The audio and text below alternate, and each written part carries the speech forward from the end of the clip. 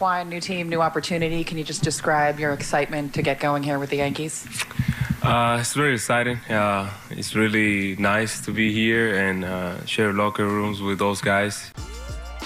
You are Locked On Yankees, your daily New York Yankees podcast. Part of the Locked On Podcast Network, your team every day.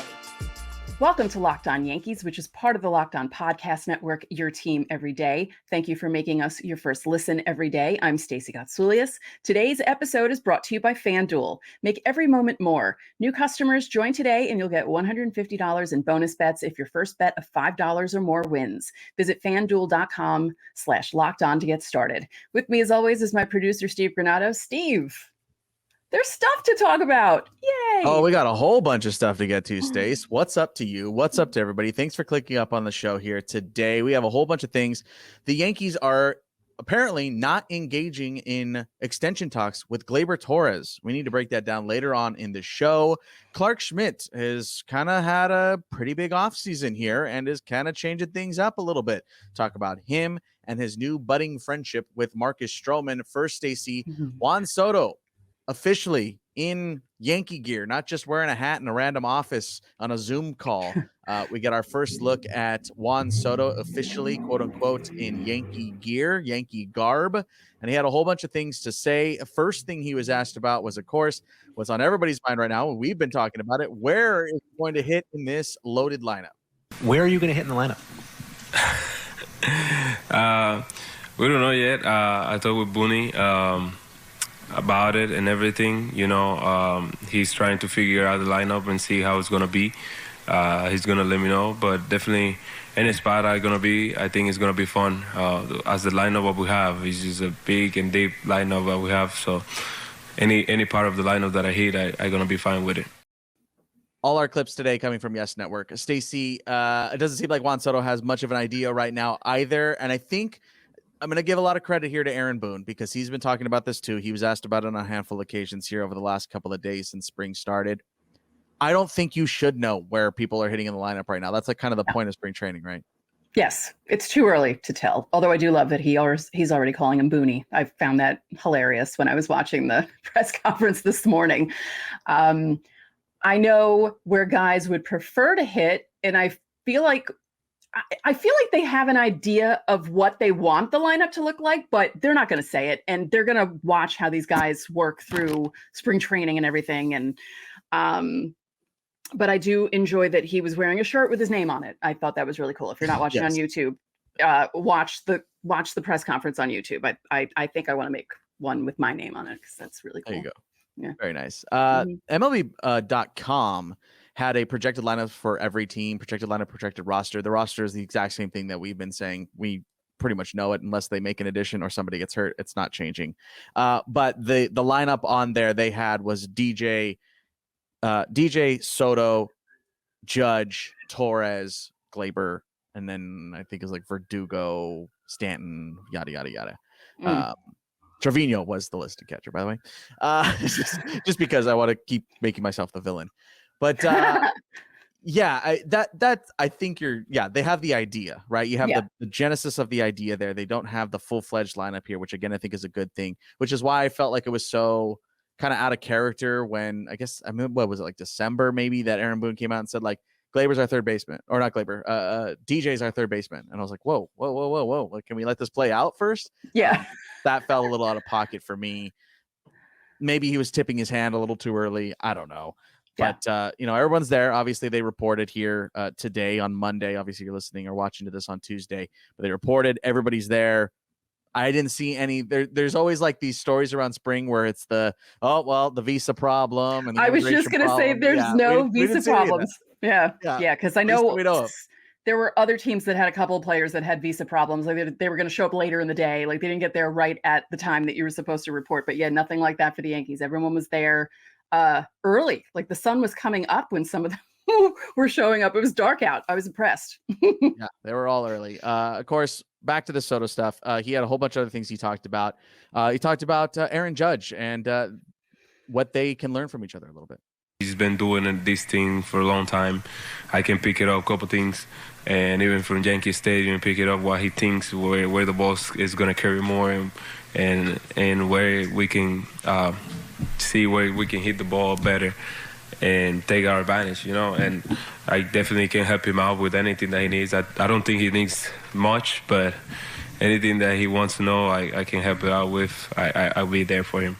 Stacey, later on in the show, we're going to talk about Clarke Schmidt and what he learned from Garrett Cole and what he's learning from Marcus Stroman and why that's so important. In this same case, like, it's never going to hurt that Juan Soto can have Aaron Judge in his phone next to him and just talk to him whenever he wants, and vice versa. Yeah, I was going to say, and vice versa, because, as young as Soto is, he's been around a while, so he's a veteran and he's just so good. And there are certain parts of his game that can help Judge, and there are certain parts of Judge's game that can help him, and just the experience at Yankee Stadium, like he said. I'm just so excited to see them because, they're going to be batting back to back. That's how it's going to happen. And it's going to be so much fun. You mentioned playing at Yankee Stadium, which he also addressed on Monday. You just keep doing the same thing. Try to keep doing the same thing. Try to play good baseball. Definitely don't go crazy with the short porch in right field. I try to keep it quiet and smooth and just keep doing the same thing I've been doing since day one. Just try to hit the ball to whatever it is in whatever spot and try to do my best. Stacey, he talked about this during that Zoom press conference I talked about here just a second ago.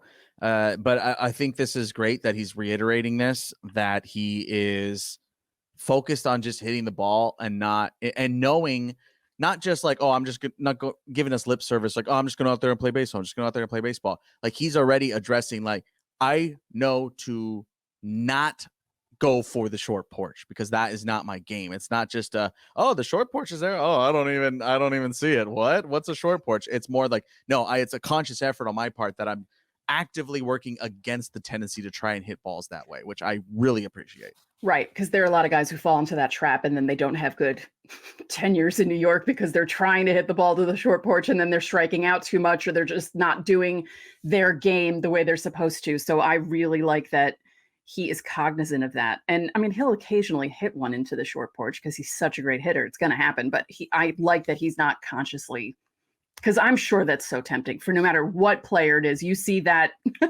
314 sign and you're like, oh, yeah, okay, I can hit it out there. And I like that. He's like, nope, I'm going to keep my game the same because you have to. Yeah, we've talked about it. Again, we talked about it when he had his introductory Zoom press conference, but he goes left center. Like, left center is way more his approach. Gap to gap is way more his approach. And that is what's going to continue to have success, because if you get away from that approach, then you're changing everything and you're getting pull happy and you're starting to pull off the ball. Like, things will unravel from there. And I like that he's heading into spring already with this mindset. He's not even playing at Yankee Stadium yet. He's already having this mindset of, dude, I'm not even thinking about going to right field. I am actively working against it. Other things he's actively working against: extensions. About the free agent stuff and everything, I just let Scott doing his stuff. I have a lot of trust on him and what he's gonna do about. I think that's one of the biggest things that I have, that I trust him so much that I just forget about that and I just come here to play baseball. When I came here, I just think I have another chance to compete, to go for the playoffs and try to win another championship. And that's what I thought since I got traded. Stacey, he said it during that press conference. He's saying it now. He said it throughout the last, 4 years that people have been talking about contract, free agency, trades, all that stuff. He is sticking to his tune. And I just wanted to use this as another reminder for everybody that he is not going to sign an extension in the middle of the season. You need to get that out of your head right now. You need to get out of your head yesterday. Yeah. Although, how cool is it that the Yankees get Juan Soto in a walk year? Because that could be scary for other teams. So I'm looking forward to that. Yeah. But I mean, he did talk about that too, on how he's like, dude, like that was part of the question there. The question was more so, hey, how do you keep your head separated here? Like, you've talked about the extension stuff and you're not going to be doing it, but it is still a walk year. You still are human. Like, there's those tendencies to try and maybe overperform a little bit more. And he's like, man, nope. That's all Scott Boras, which of course has a lot on his plate these days. But nonetheless, I just, for the people who didn't see that episode back when we did it about him talking about this extension stuff, it just bears repeating, man. He's just not going to do it. I put it at a 0% chance it's going to happen. Oh yeah. Let alone that he's a Boris client. Like Boris clients just don't do that. Right. It's not happening. It's not happening.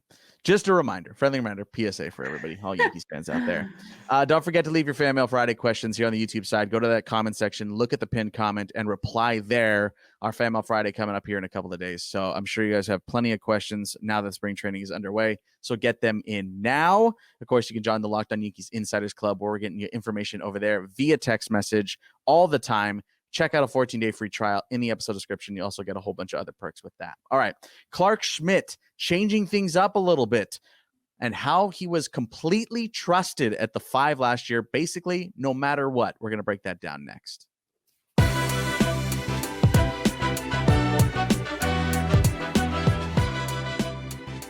Locked On Yankees is sponsored by eBay Motors. Passion, drive, and patience. What brings home the winning trophy is also what keeps your ride or die alive. eBay Motors has everything you need to maintain your vehicle and level it up to peak performance. From superchargers, roof racks, exhaust kits, LED headlights, and more. Whether you're into speed, power, or style, eBay Motors has got you covered. With over 122 million parts for your number one ride or die, you'll always find exactly what you're looking for. And with eBay Guaranteed Fit, your part is guaranteed to fit your ride every time or your money back. Because with eBay Motors, you're burning rubber, not cash. With all the parts you need at the prices you want, it's easy to turn your car into the MVP and bring home that win. Keep your ride or die alive at ebaymotors.com. Eligible items only, exclusions apply, and eBay Guaranteed Fit is only available to U.S. customers.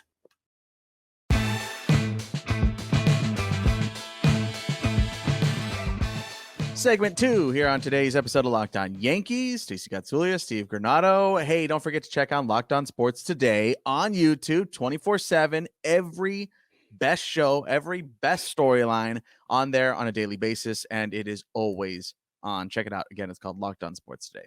Stace, Clarke Schmidt in the news a little bit. This was a New York Daily News article that came out. You do need a subscription, by the way, to use to read it, but nonetheless, talking a little bit about his offseason here. And can I get just something out of the way here first? I'm not going to say this is the side of propaganda. I'm not going to go that far, but this happens every spring. Oh, yeah. Just as a reminder, this is your annual reminder. So-and-so is in the best shape of his life. So-and-so completely changed their offseason regimen. So-and-so has the mental fortitude to da-da-da-da-da. It's everywhere. And we're going to talk about it more tomorrow when it comes to Giancarlo Stanton. Don't worry. We're going to jump into the Stanton stuff on tomorrow's show. But just overall, it's time is a flat circle. I'm actually surprised that it seems like it took a while for the best shape of his life stuff to come out because, we usually hear a lot of that stuff in January. And I feel like we didn't really hear that. So it's refreshing that it's happening this late. A little bit later. Wait a little bit longer. When it comes to the best shape of his life, I don't think those words were used specifically, to be fair. But Clarke Schmidt did change his offseason regimen, which again is a precursor to the Stanton stuff. Looks like he did as well. Both of them going in kind of the same direction. Clarke Schmidt for a different reason here. They wanted to add more mobility to him, which is what we're going to talk about tomorrow with Stanton, but they added yoga, whatever manual therapy is. I actually don't know what that is. I've never even heard those words before. And then other exercises to improve his core stability, all with the anticipation of him throwing 170 to 180 innings. Remember, he was 160 whatever innings last season or 150 whatever, which was the most he'd ever thrown in his life. But that is something that I think is obviously smart because he was super reliable last year, but he definitely started to slow down at the end. Oh, yeah. I mean, we joked about it all offseason. He's awake from his nap.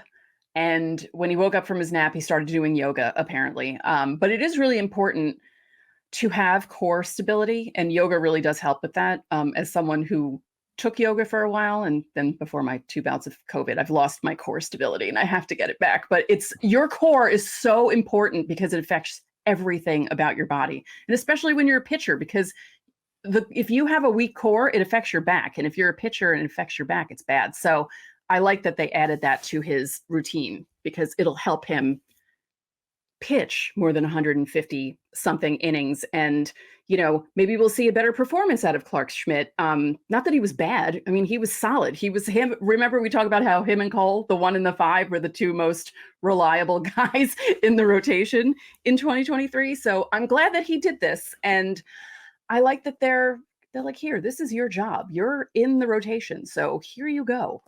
Yeah.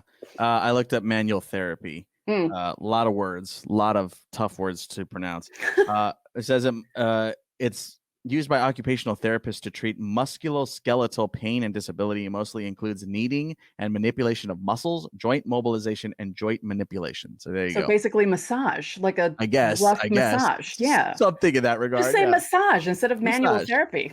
Well, I got a lot of massages in the offseason. I'm ready to throw 180 innings. He also said that he made some adjustments to his curve and his slider, which I thought was interesting. He's trying to also use his changeup a lot more this season. He's got a whole bunch of pitches. He's got a whole bunch in that repertoire. The cutter, the sinker, the slider, the curve, the change. Like it's a big repertoire. It's an unwieldy repertoire. So I'm curious to see how like the distribution of those pitches work it out this year, especially him saying he wants to throw the changeup more is interesting to me. Because he has 3 pitches that build off of a fastball and the sinker, cutter, and slider already. So for him to want to change speeds a little bit more, I find is probably a more wise decision for him moving forward. Yeah.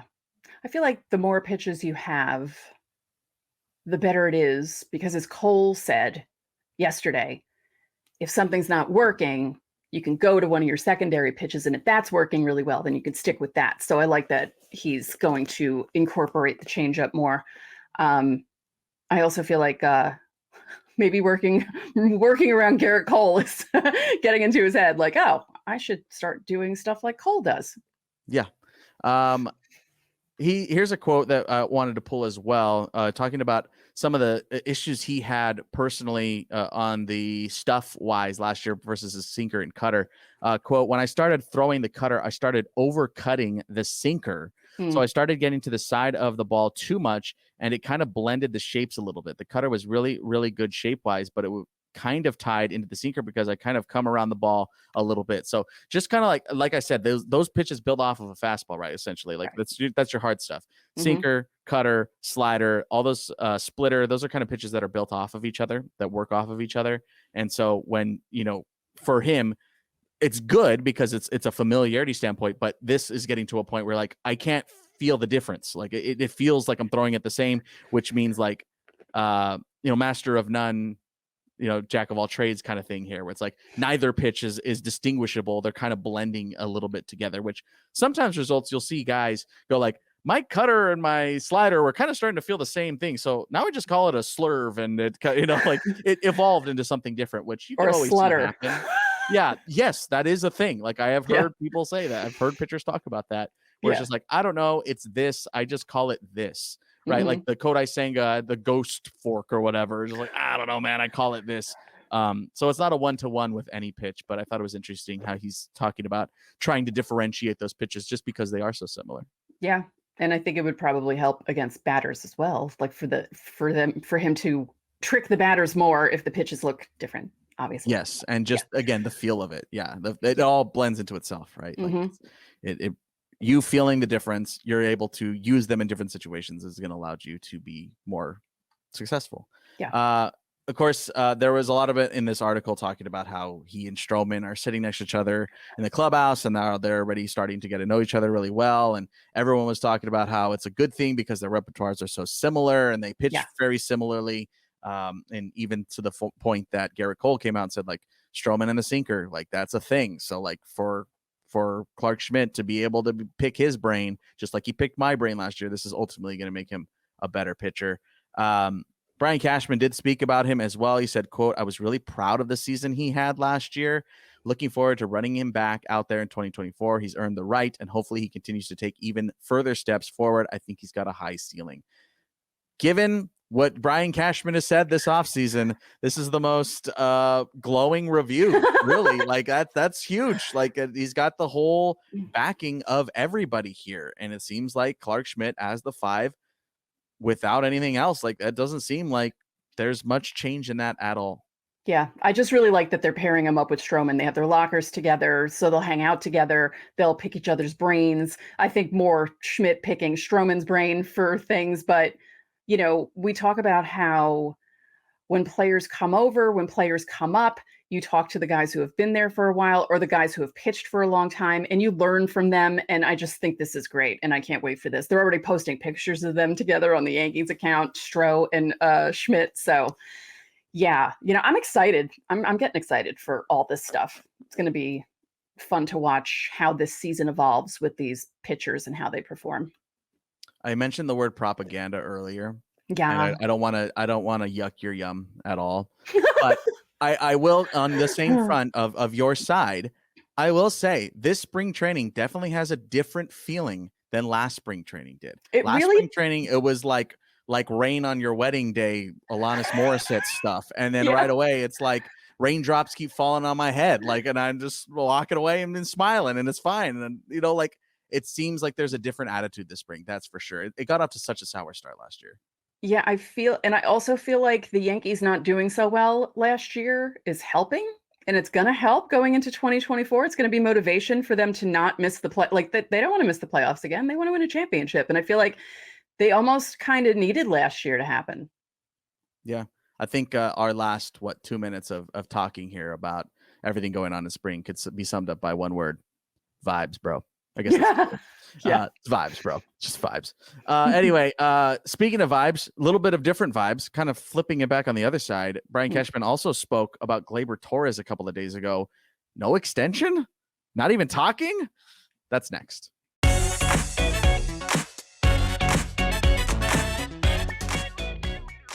Get buckets with your first bet on FanDuel, America's #1 sportsbook. Because right now, new customers get $150 in bonus bets with any winning $5 bet. That's $150 if your bet wins. Bet on all your favorite NBA players and teams with quick bets, live same-game parlays, exclusive props, and more. And by the way, in those parlays, you can bet on someone to score 10, 20, or even 30 points in a game. The Knicks and Nets return to action on Thursday night. They're both on the road. They're both slight underdogs. And because we're a baseball podcast, your 2024 Yankees are the favorite to win the American League East. And Aaron Judge is leading the regular season home run leaderboard. He is just ahead of Matt Olson of the Braves, if you'd like to bet on that. So visit FanDuel.com/lockedon and shoot your shot. FanDuel, official sportsbook partner of the NBA.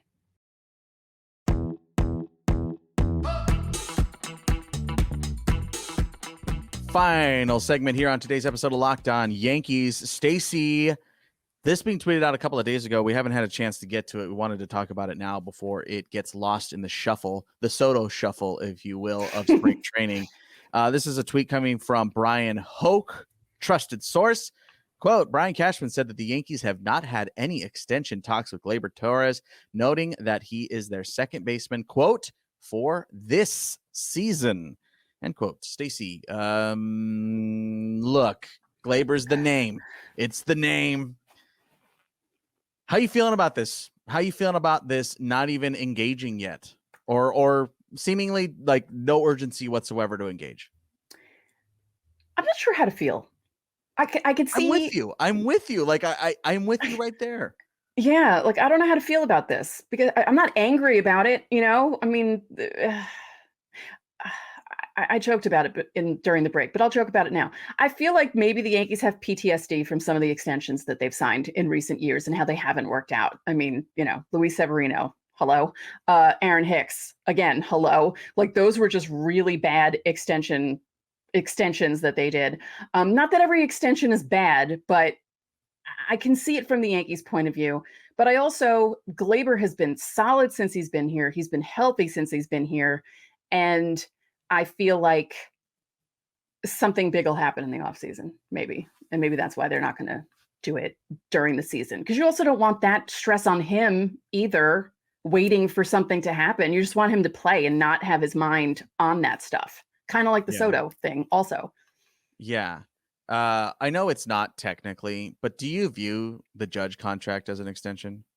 Yeah, I do. I mean, it is really. Basically is, yeah. He was gone for 15 minutes, right? Yeah. Like it feels that way, which clearly, I mean, yes, he was a freak injury last season, so I'm not putting that on him whatsoever. But when he was there and after he got after his little hump after returning from the IL, like He was back to the way he normally is. Yeah. Unbelievable. Still freaking great. So so maybe that will lead you. I don't know. I'm trying to read some tea leaves here, guys. Like I'm trying to give you some positive spin to this. But yeah, it is a splitting conversation in the Yankees fandom. And by in the Yankees fandom, I mean Reddit, Twitter, what we see, right? I'm not talking to Yankees fans on the daily here. I guess I am talking to a Yankees fan on the daily, but I'm not talking to Yankees fans on the daily. I'm not in the ballpark, boots on the ground, investigative journalist here. But it does seem to be fairly split when it comes to extend, trade, all that stuff. But it's kind of like go or get off the pot. It feels a little bit when it comes to Gleyber, because it's like, okay, if you're not going to extend Gleyber, then get something for him. Get something for him, or you better start using Oswald or Jorby Vivas, man, because that's the next option, and neither of which have really any experience in the show. Right. That's true. I just find it odd that there are so many Yankee fans who were quick to want to get rid of Gleyber.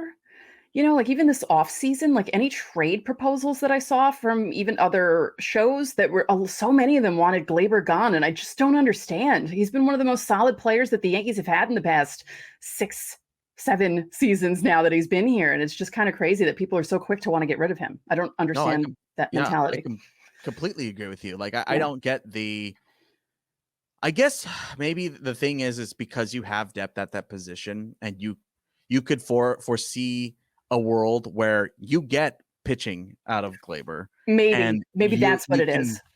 Yeah, like he's a strong asset when it comes to the trade market. Right. Like there's no denying that he has value on the trade front. But if you have trade value, that means you're also valuable on the field. So and you already have him. So yeah, that's the part of like I understand that. Yes, he could probably get a lot back, but you have him. He's there. He's solid for you. I don't. Yeah, I put him in the top 10 conversation, top 10 in Major League Baseball, and comes to second baseman. Yeah, power hitting second basemen are hard to come by, man. Yeah. Like you obviously know the shortstop's going to give you power, or at least that's what your hope is.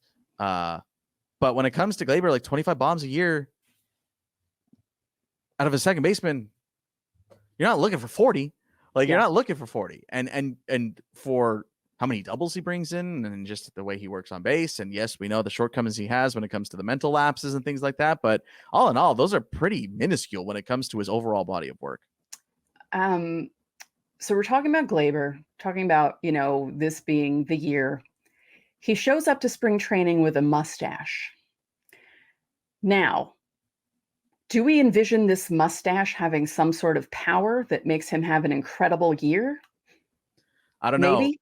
Recently new added mustaches have not worked out well for the Yankees in 2023 when it comes to Carlos Rodon. So right, but Nestor, yes, in 22, that's the flip side of the coin. Yes, flip side. So maybe this is a good year. It's an even year. It's an even year. It's the Giants thing. I was just gonna say it's the even year BS, except it's mustache related and not championship related. No, we need to turn it into championship related. Yeah, that the mustache leads to championship. Yeah. I don't know. I know a lot of people are going to go down to the comments here today and kind of hash out this conversation again, because we've had it a couple of times on this show, and it kind of always comes back to the same thing that we're saying, but I think I'm adding the new wrinkle. It's like, okay, well, if you don't plan on extending him and you don't plan on trading him, which look, I don't think you have to trade anybody ever at any time. Like you can use them and then the contract's over and then it's done. Like I can understand that. Is it the wisest thing always? Maybe not. But in this case, you can't do that without also looking out for your future a little bit. And look, time will tell when it comes to how they use Jorby Vivas and how they use Oswald Peraza here moving forward. But you got to have a contingency plan in place. You can't start 2025 with no Gleyber. Oswald got 20 at bats. Jorby Vivas got 36, and now you're like, go play second base every day. Yeah, right. Yeah, you gotta can't do it. Mm-hmm. So, let us know what you're feeling on that. Let us know how you're feeling about that stash, of course, and everything else we talked about today. And of course, Stacey, we have another big conversation we need to talk about tomorrow. Giancarlo Stanton showed up to camp looking noticeably different, and he spoke about his offseason and his new approach for 2024. That's going to be on tomorrow's show. Best shape of his life. And that's going to do it for today's episode of Locked On Yankees. I'm Steve Granado. And I'm Stacey Gotsoulias. We'll see you tomorrow.